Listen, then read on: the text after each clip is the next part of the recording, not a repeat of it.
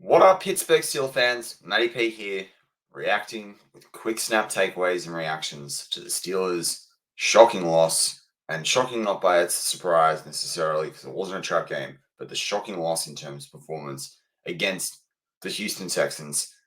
I'm just going to get straight into it. I'm going to preview what we're going to do. Matt Canada has to go. This is atrocious. Kenny Pickett didn't play well 100%. That not even debating that. So there's a couple of guys that like to comment on our shows, which is great. We love the fan interaction. If you're not a sub of our show, hit the sub button. If you like our content, hit the like button. We always want those comments. A couple of guys have been commenting for a while about Pickett. Pickett did not play well today, but now he's off the field injured. He got sacked 3 times, constantly under pressure. It's just not good enough. There's nothing creative in this offense. There's a number of first-round picks. Mark and I have spoken about that on this channel, or first, second, third-round picks. You've got Pickens in the second round, Freeman in the second round, Pickett in the first round, Najee Harris in the first round. There's probably a couple other guys. You've got Darnell in the third round. There's a bunch of guys we can talk about there and their high draft pick rating. And one of the best undrafted running backs we've seen in the last couple of years as well. Pretty much since James Robinson, the Jags that we have now in Jalen Warren, and the offense can't do a thing. It is a joke. We've now got Pat Freeman on the sidelines. We've got Kenny Pickett on the sidelines. We've got Deontay on the sidelines. And sure, it's not Matt Canada's fault that people get injured, but there's nothing going on back there. And right now, I'm recording this just before the game ends. It's 30-6. It's a worse score than the 49ers game.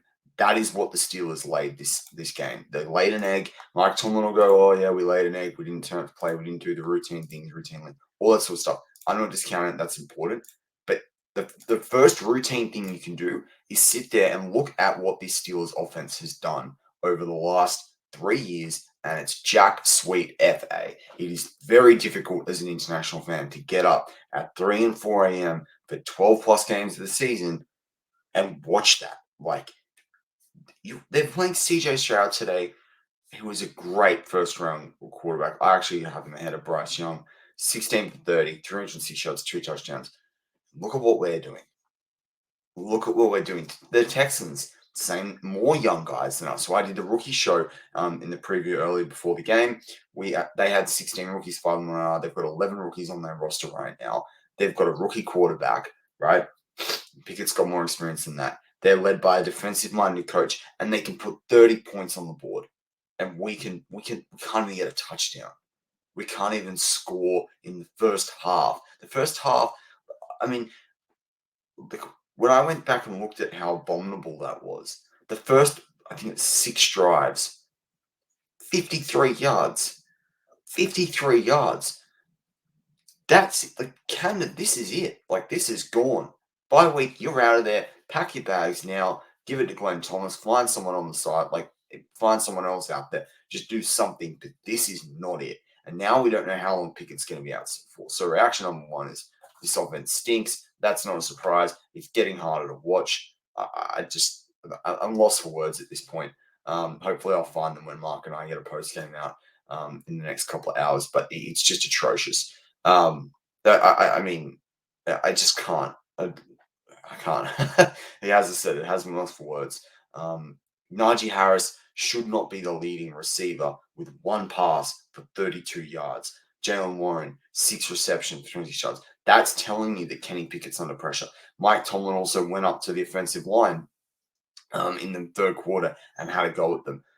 So not just be Canada. Take one number 2 is I don't think it's going to just be Canada though where there's a change.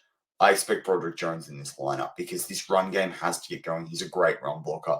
I mean, right now, it's not working in the receiving game. And if Trubisky's got to play a lot of time, and again, I'd hope they look to Mason Rudolph over Trubisky because I have more faith in Mason Rudolph, which is going to piss fans off, but that's just what it is.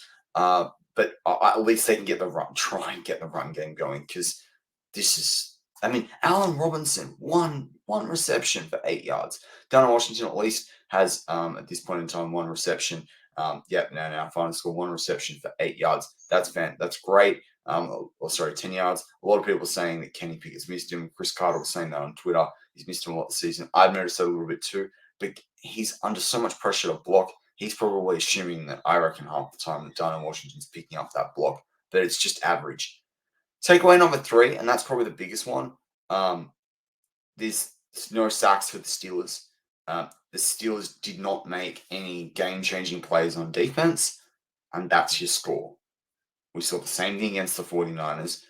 We saw the opposite against Cleveland, where TJ Watt came up big. There was a couple of really big plays. Steelers can win out a close game there. We saw the same thing last week against the Raiders, where the Steelers defense gave them a chance to win. Obviously, against the Browns, the Steelers defense had 2 touchdowns. If the defense don't score, or the defense don't, get the ball back for the offense within the 30-yard line of the opposition's end zone, that there's no win for the Steelers right now. And again, that is why Matt Canada has to go. That defense can't be under that pressure that amount of the time. That's all there is to it. So in sort of wrapping up, like really quickly. Last takeaway, Brad Wing. Shout out to Brad Wing. Mark and I gave him a bit of stick. Mark more so than I. But five punts for 238 yards. He was averaging up to 4 punts. I think it was 47 yards, had a long of 52, 1 in the 21 touchback, but decent return there for someone that's been playing in the XFL. But yeah, I mean, to wrap this up, this team is going nowhere fast. Why Matt Canada is offensive coordinator, why there's no creativity on offense, but this offensive line continues to play average. And yes, James Daniels was out, but you've still got a core for Cole and Dan Moore. And honestly, and Siamalu, I should say as well. And honestly, I thought it looked average all season. I thought Cole and Daniels were awful in the first game, weren't much better in the second game. Siamalu doesn't look like he is. It's not a criticism at him. It's just sometimes on the play you feel like you almost see him going, "What am I doing right now?" And then I don't think Dan Moore and Okorafor has been as good as we give them credit for a lot of the time. I think they get a pass mark because of how average the rest of the offense is. And really, you've seen it now against Steel fans. It's the same thing, a worse score than the 49ers game, in my opinion. And ultimately, again, the defense don't score, this team doesn't win. That's not a recipe for a Super Bowl or even the playoffs or even a winning record in what is the NFL in 2023. But what we can hope is that it gets better. I can't wait to watch the press conference. Mike Tomlin better be happy to give a bit more color. I don't want tricks with the media.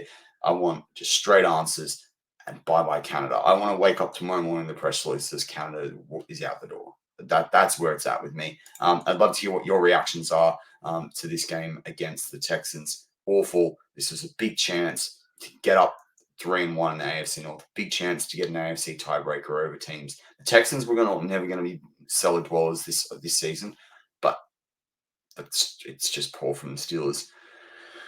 But as always, the great thing about sport, there is next week, or there is next season, there is next week.